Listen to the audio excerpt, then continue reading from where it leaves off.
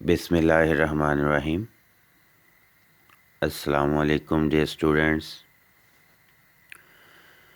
आज हम second year biology का चैप्टर नंबर 20 जो है उसका टॉपिक जो पढ़ने जा रहे हैं उसका नाम है सेंट्रल डोगमा।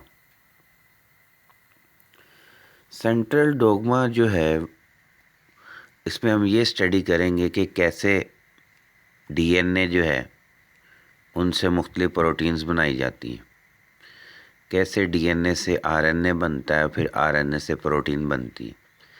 क्योंकि तमाम जानदारों में, तमाम सेल्स में जो प्रोटीन बनने का प्रोसेस है वो यूनिवर्सल है, वो सिमिलर है।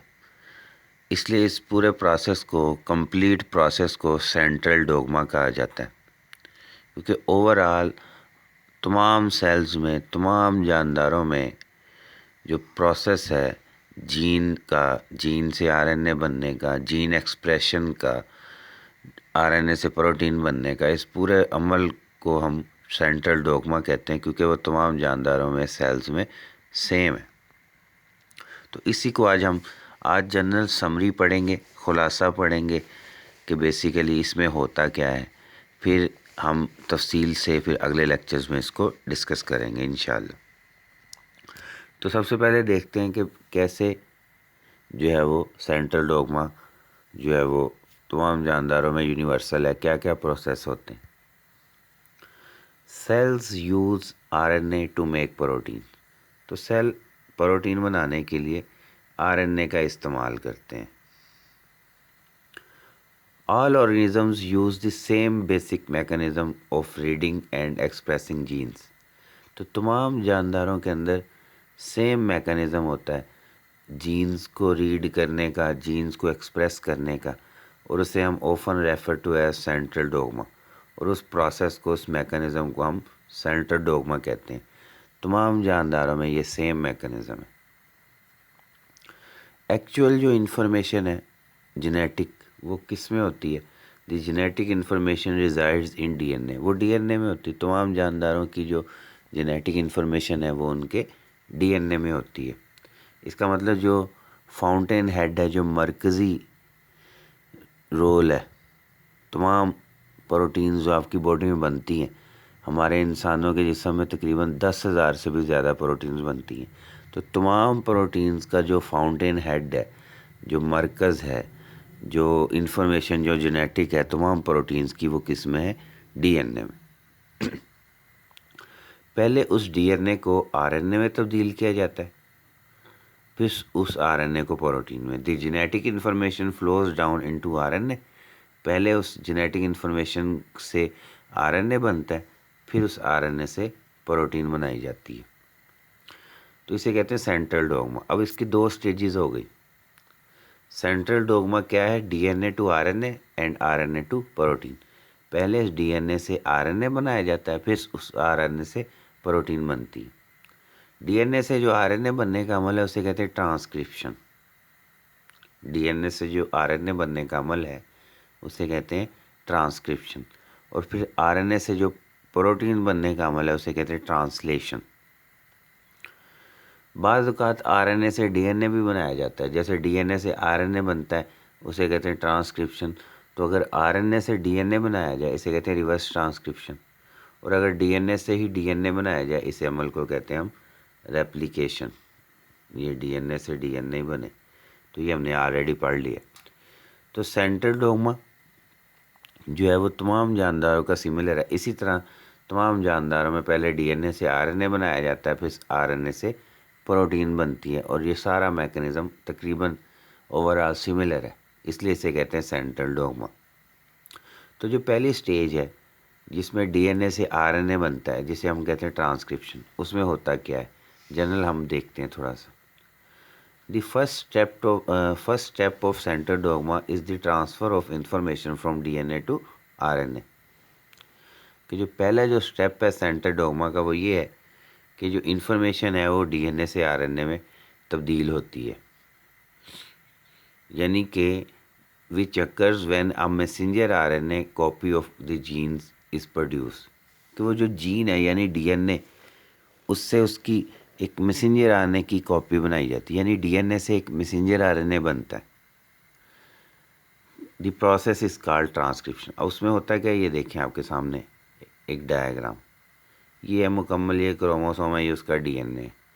डीएनए के दोनों स्ट्रैंड को खोला जाता है।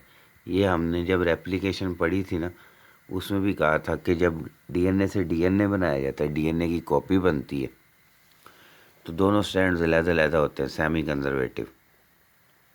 इस तरह जब डीएनए से आरएनए बनता है तब भी ऐसे ही होता है, दोनों स्ट्रैंड्स अलग-अलग होते हैं। लेकिन फ़र्क क्या है? फ़र्क ये है कि जब डीएनए से तो डीएनए की कॉपी बननी है, तो दोनों स्ट्रैंड इस्तेमाल भी होते हैं। दोनों स्ट्रैंड जो हैं टेम्पलेट का काम करते हैं, और हमने पढ़ा था उनके अपोजिट नया स्ट्रैंड बना लिया जाता है। लेकिन जब ट्रांसक्रिप्शन होती है, उसमें क्या होता है, डीएनए के दोनों स्ट्रैंड अलहदा तो हो गए हैं, लेकिन दोनों स्ट्रैंड में से एक इस्तेमाल ही नहीं हो रहा, बिल्कुल फ्री है। एक स्ट्रैंड इस्तेमाल हो रहा है, उस एक स्ट्रैंड से डीएनए के आरएनए बन रहा है, और आरएनए बनाने वाला एंजाइम है आरएनए पॉलीमरेज। जैसे डीएनए बनाने वाला एंजाइम था डीएनए पॉलीमरेज, तो आरएनए बनाने वाला एंजाइम कौन है, आरएनए पॉलीमरेज। तो जैसे डीएनए पॉलीमरेज डीएनए बनाता था, तो आरएनए पॉलीमरेज आरएनए बनाएगा। तो होता क्या है, basically transcription is initiated, transcription शुरू होती है when the enzyme RNA polymerase bind to a particular binding site called a promoter located upstream of the gene. कि जब आरएनए पॉलीमरेज आकर जुड़ता है, एक सीक्वेंस है, एक साइट है डीएनए के ऊपर, उस साइट को कहते हैं प्रमोटर। आरएनए पॉलीमरेज ने जब आरएनए बनाना होता है ना, तो डीएनए के साथ आके चिपक जाता है। वो डीएनए के किस जगह पे चिपकेगा, उस जगह को, वो एक ख़ास जगह होती है, हर जगह पे आके आरएनए पॉलीमरेज नहीं चिपकता। उस जगह के ऊपर न्यूक्लियोटाइड्स होते हैं, उस जगह को कहते हैं प्रमोटर। और वो प्रमोटर कहाँ होता है, अपस्ट्रीम ऑफ द जीन, यानी जहाँ से आरएनए बनाना शुरू करना है उसे कहेंगे जीन। अपस्ट्रीम का मतलब उससे पहले, यानी कि आरएनए जहाँ से बनना शुरू होना है उससे पहले एक साइट है, उस साइट को कहते हैं प्रमोटर। उस प्रमोटर को आरएनए पॉलीमरेज ने पहचानना होता है। फिर आरएनए पॉलीमरेज आके जुड़ गया, फिर वो स्ट्रैंड के साथ मूव करेगा और मैसेंजर आरएनए बनेगा। तो जैसे स्टार्ट करने के लिए प्रमोटर की ज़रूरत है, प्रमोटर से स्टार्ट करना है, तो इस तरह एक एंड करने के लिए भी एक सीक्वेंस होती है, साइट होती है, उसे कहते हैं स्टॉप सिग्नल। जब स्टॉप सिग्नल पे पहुंचता है तो फिर एंजाइम अलहदा हो जाता है। ये यानी ये आपके सामने एक डायग्राम है, आरएनए पॉलीमरेज देखें, ये डीएनए के स्ट्रैंड के साथ जुड़ा हुआ है।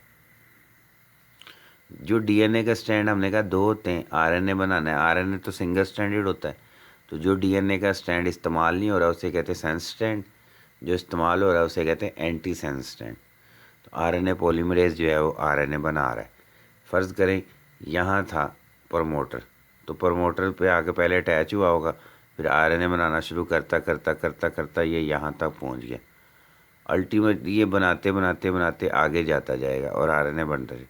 आगे जाकर एक ऐसी साइट आएगी, एक ऐसी आप कह लें कि न्यूक्लियोटाइड की तरतीब आएगी कि जिसके बाद फिर इसने आरएनए बनाना बंद कर देना है, और बाकी आरएनए बनना हुआ जो पहले से वो अलहदा हो जाएगा।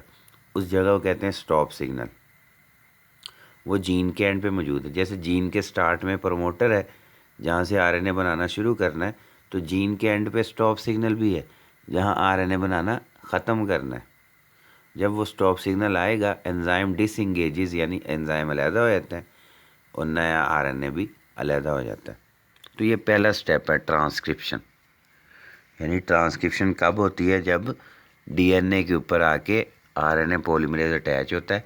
और हमने कहा है आरएनए पॉलीमरेज के ऊपर एक ख़ास साइट है जिसे कहते हैं प्रमोटर, वहाँ पे आके आरएनए पॉलीमरेज अटैच होता है, तो डीएनए अलग-अलग हो जाता है। फिर आरएनए जो है वो डीएनए के साथ साथ मूव करता है और आरएनए बनना शुरू हो जाता है, और वो आरएनए बनता रहता है तब तक जब तक स्टॉप सिग्नल ना पहुंच जाए। जब स्टॉप सिग्नल आता है, वो स्टॉप सिग्नल भी कहाँ मौजूद है, वो भी डीएनए में मौजूद है। प्रमोटर भी डीएनए में होता है और स्टॉप सिग्नल भी डीएनए में। अब आरएनए बन गया। आरएनए बनने से बाद अगला स्टेप है ट्रांसलेशन। इसे ट्रांसलेशन क्यों कहते हैं? ट्रांसलेशन का लफ्ज़ी मतलब होता है तर्जुमा करना, यानी कि जो चीज़ लिखी हुई है उसको किसी और लैंग्वेज में उसको एक्सप्लेन करना, इसे कहते हैं ट्रांसलेशन। अब देखें आरएनए बन गया, अब आरएनए से बनानी है प्रोटीन, तो ये भी एक ट्रांसलेशन है कि आरएनए के ऊपर जो कुछ लिखा हुआ है उसको प्रोटीन की सूरत में कन्वर्ट करना है, तो it is also called translation. तो second step of central dogma is the transfer of information from RNA to proteins. तो जो दूसरा स्टेप है सेंट्रल डोगमा का वो ये है कि वो जो आरएनए बना है अब उसकी इन्फॉर्मेशन को प्रोटीन की सूरत में लेके आना है। और ये कब होती है? Which occurs when the information contained in the messenger RNA is used to direct the senses of polypeptide by ribosome. और ये कब होता है? जब मैसेंजर आरएनए में जो अब आरएनए जो बना है उसे हम मैसेंजर आरएनए कह रहे हैं। अब उस आरएनए के ऊपर इंफॉर्मेशन है प्रोटीन बनाने की, उस इंफॉर्मेशन को ट्रांसलेट किया जाएगा प्रोटीन की सूरत में, और वो ट्रांसलेशन कौन करता है? राइबोसोम्स। अब राइबोसोम आके आरएनए के ऊपर अटैच होंगे, जैसे आरएनए पॉलीमरेज डीएनए पे अटैच हुआ था आरएनए बनाने के लिए, तो अब राइबोसोम आरएनए पे अटैच होंगे प्रोटीन बनाने के लिए। This process is called translation. क्यों कहते हैं ट्रांसलेशन? बिकॉज जो न्यूक्लियोटाइड्स की तरतीब है मैसेंजर आरएनए के ऊपर उसका ट्रांसलेशन हो रही है into the amino acid sequence of polypeptide या प्रोटीन।